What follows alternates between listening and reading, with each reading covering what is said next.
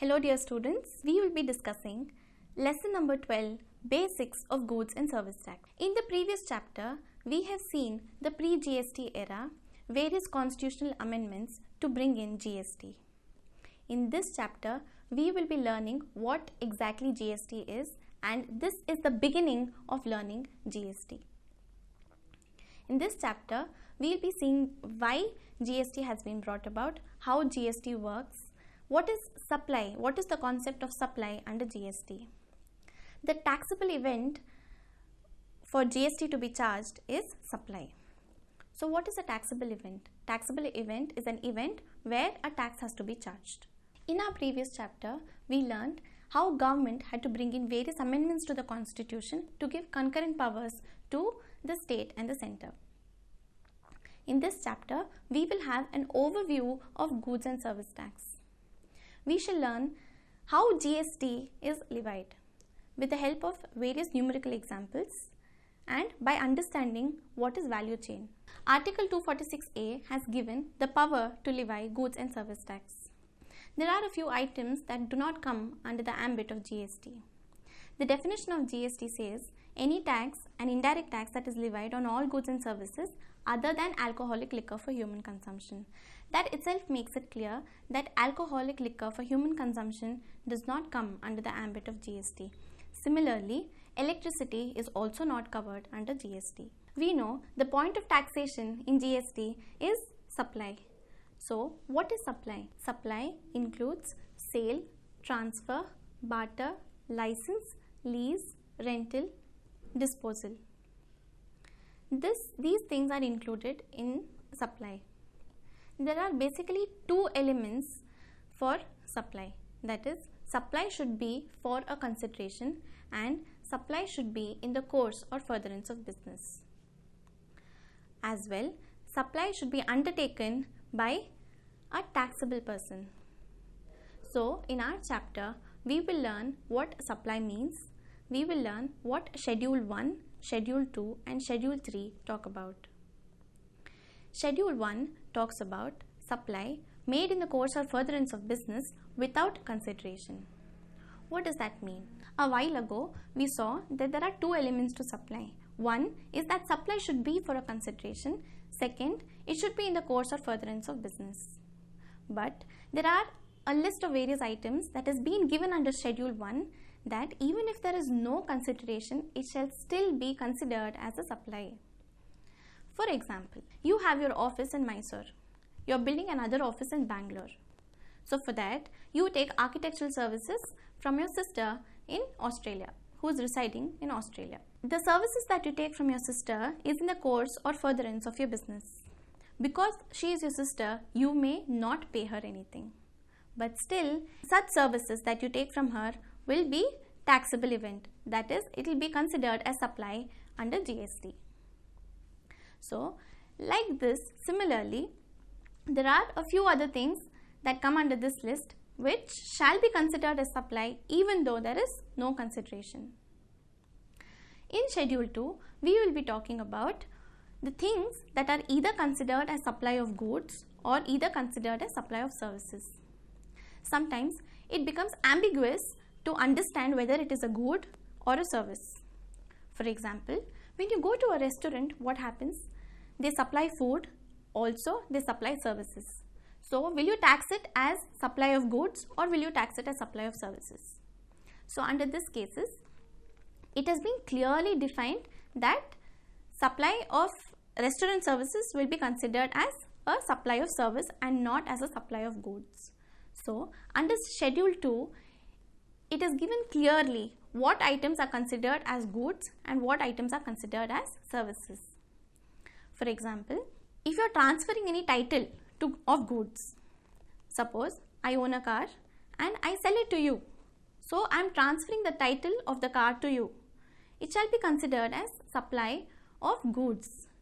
Same way, if I transfer the right to use my car, suppose I am giving my car on hire to you, then it is a supply of service and not a supply of good. So, in this way, we learn what is supply of good and a service in Schedule 2. In Schedule 3, it is called the negative list. That is, these shall neither be considered as a supply of good nor a supply of service. For example, the services that an employee gives to an employer is exempt. That is, it shall not be considered as a supply of good nor a service. This is called negative list, for which GST shall not be charged. There are a list of various items that come under the negative list. The three schedules we learn in section 7 of CGST Act. Further moving on, we will be learning section 8 that talks about composite and mixed supply. This is a very interesting and an easy topic for you. There are specific rates given by the GST Council for certain goods or certain services. Suppose you buy a pen, so it will be taxed at 12%. So that is clearly defined by the GST Council that when you buy that particular good, we are going to tax you at such and such rate. But what happens when you are combining two or more goods or combining goods and a service together? So in such cases, it becomes difficult to determine what is the tax rate. In such cases, the concept of composite and mixed supply comes into play.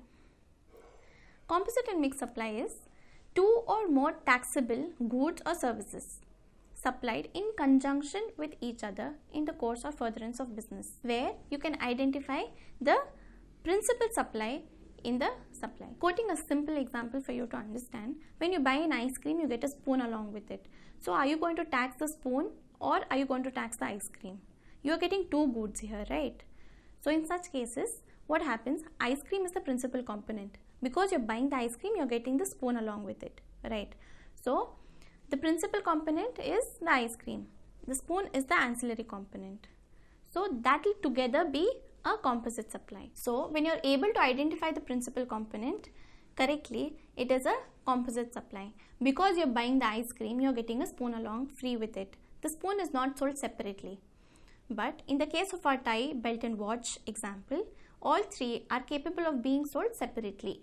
You cannot identify which one is the principal component. All those three things can be important in the supply, right? So this is a very interesting topic and an easy topic for you.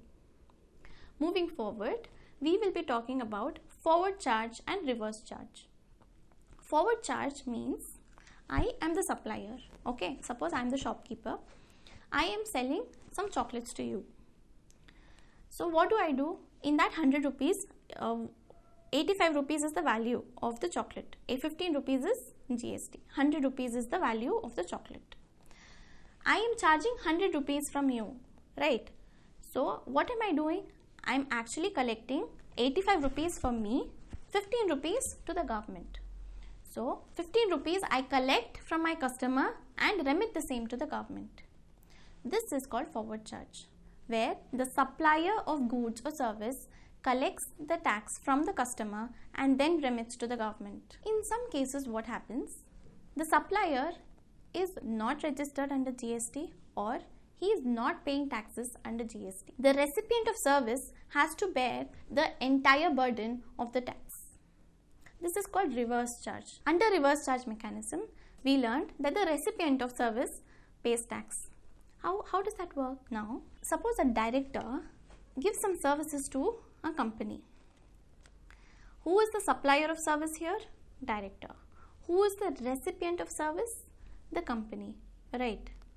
The director in this case, being the supplier, does not have any liability to pay tax. The company, being the recipient, has to pay tax to the government.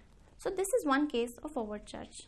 Similarly, insurance agent gives service to the insurance company. The insurance company has to bear the tax. One more case, if an unregistered person is supplying some goods or service to a registered person, being unregistered, I do not have to pay any tax, right? The registered person in turn has to bear the liability of the tax. So this is reverse charge. Further, we discuss what is composition scheme. GST has various procedural and administration aspects.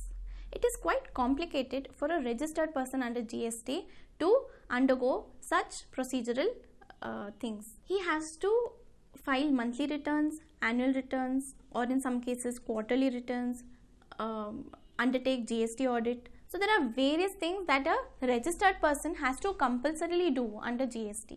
For a registered person, it becomes quite tedious and difficult at times to follow all the procedural aspects. To make things simple, to ease such procedural difficulties for small taxpayers, a scheme known as composition scheme has been brought about.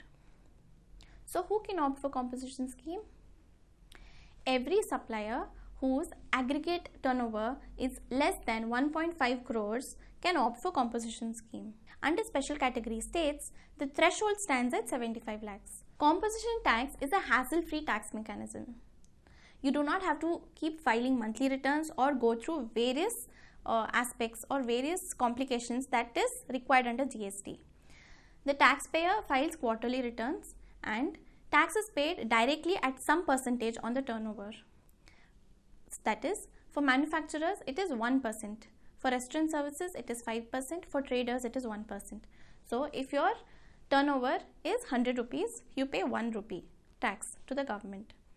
There is no aspects of input tax credit for composition tax payer. That is, if I am a composition registered person, I cannot avail input tax credit, nor can I collect any tax from my customer. That is, unlike other registered person who collect tax, avail input tax credit and then pay the balance tax to the government, I cannot avail such a thing. I will be paying direct 1% on my turnover. So on every signboard of mine, I have to clearly mention that I am a composition taxable person, not eligible to collect tax.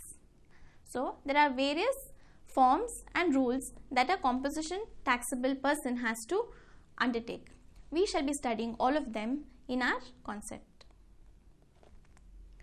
Moving forward to the last component of the chapter, it is the exemptions under GST. Exemptions are general exemption and exemption by a special order. General is that is applicable to everybody.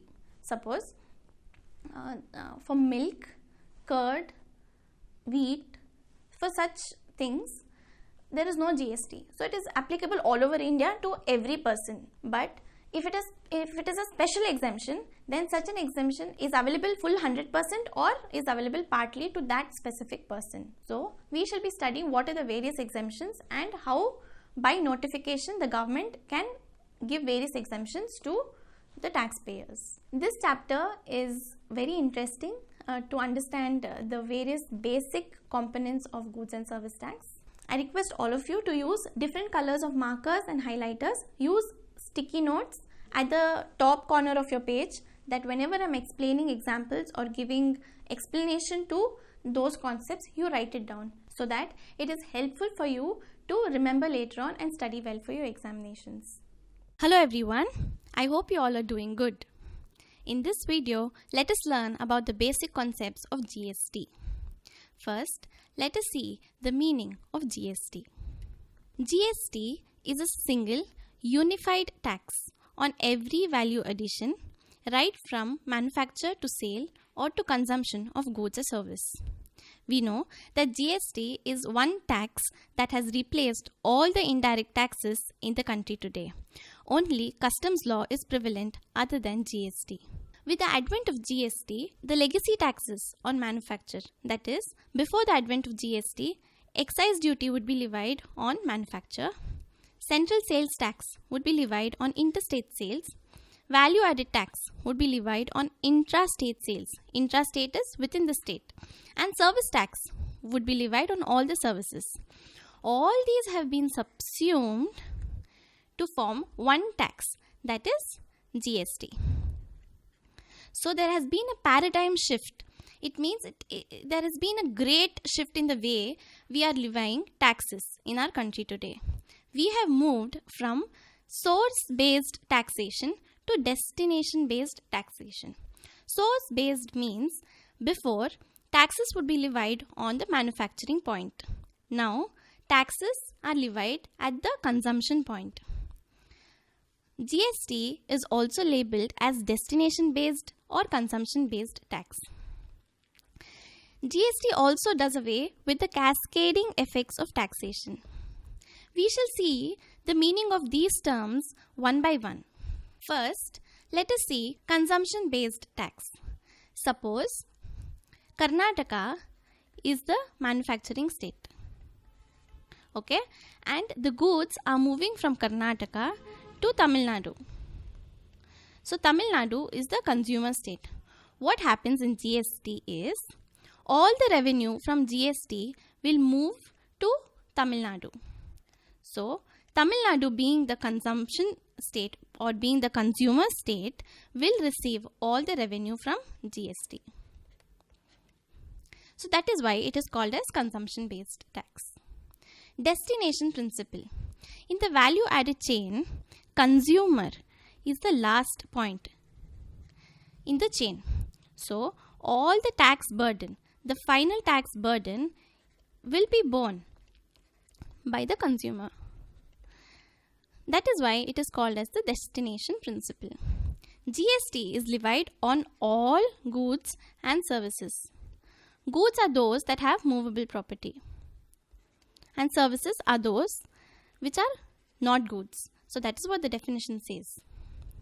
Value added tax means GST is levied on every value addition. We shall understand this value addition further in the video. Seamless credit.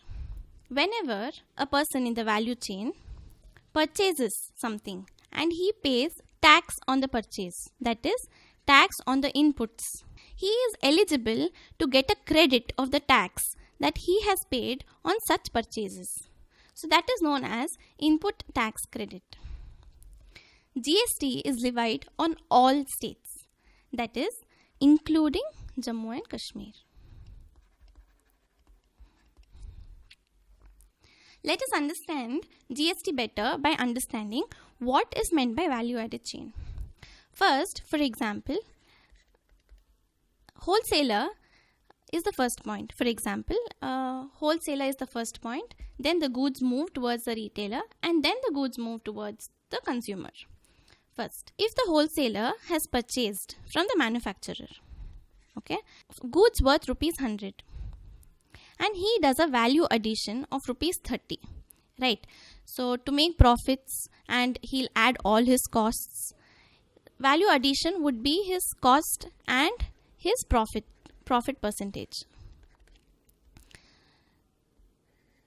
So the value of the goods for which he sells to the retailer will be rupees 130. Okay. First, suppose this wholesaler has paid tax at 10%.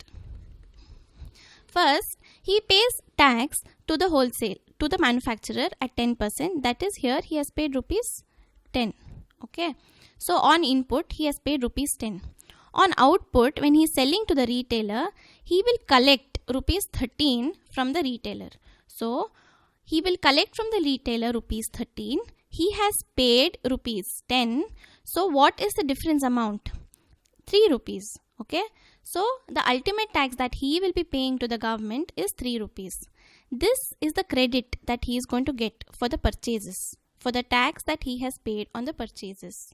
Okay. How is this a value added tax? Now, what is the actual value added that the consumer has done? Rupees 30, right? So here we have taken that the GST percentage is 10%. This is, we are assuming it as 10%. So 10% of 30 is rupees 3. So what is the actual tax that he has paid? Rupees 3. Okay.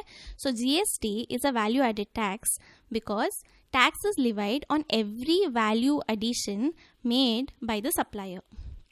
Next, in the value chain, the goods move towards the retailer now. Okay. The retailer has purchased the goods from the wholesaler for rupees 130, right? 100 plus 30, 130. This is his cost price now. 130 becomes the cost price. Now he will make an addition, that is a value addition of rupees 20.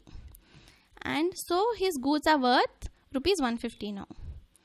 150, this he will sell it to the consumer. This will become the purchase price for the consumer. Now, he has paid 10%, that is, he has paid rupees 13 on the input. Now he is collecting rupees 15 on the output. So on the output rupees 15, on the input he has paid rupees 13 tax. What is the difference that he is going to pay to the government? 15 minus 13 is rupees 2. Okay, so this is the tax that he is going to pay to the government. So again here, what is the value addition done? Rupees 20. Rupees 20 is the value addition done by the retailer at 10% is rupees 2. So what is the actual tax he is depositing to the government? Rupees 2. So that is why it is a value added tax. Now ultimately, why did we say that the whole burden of GST will be borne by the consumer? Let us see now. GST is called as the destination based taxation, right? We just saw in the previous slide. Consumer is the last point in the value added chain. Consumer is not going to sell this goods to somebody else. He is going to use it. He is going to consume the good.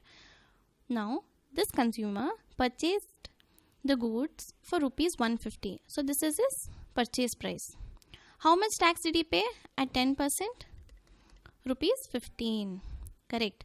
So, rupees 15, he is not going to get any credit. He is not selling this to any other party. Correct. This is the last point of consumption. 15 rupees he will pay to the government. The consumer will not get any credit and 15 will be paid to the government. So that is why it is called as consumption based taxation or destination based tax. Okay. Next, let us take another numerical example.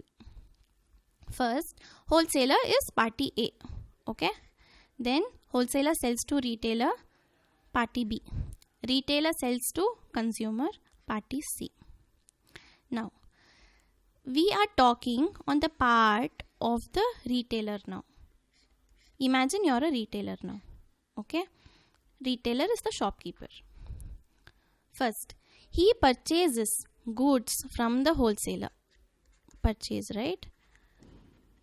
Purchase goods from the wholesaler for rupees 1 lakh.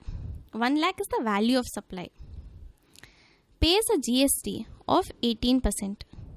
That is 18,000 on 1 lakh. So the invoice value, total value that he is paying to the wholesaler is 1,18,000. Correct? Now, what happens? Value of supply is 1 lakh. He makes a value addition of 20%. That is 1,20,000. Now, he is collecting a tax of GST at 18%. 18% of 1,20,000 is 21,600. So the invoice value to the consumer is 1,41,600. This is the price that the consumer will pay. I hope I am clear. The retailer purchased for 1 lakh. This is without GST. The wholesaler added a GST, collected GST of 18,000.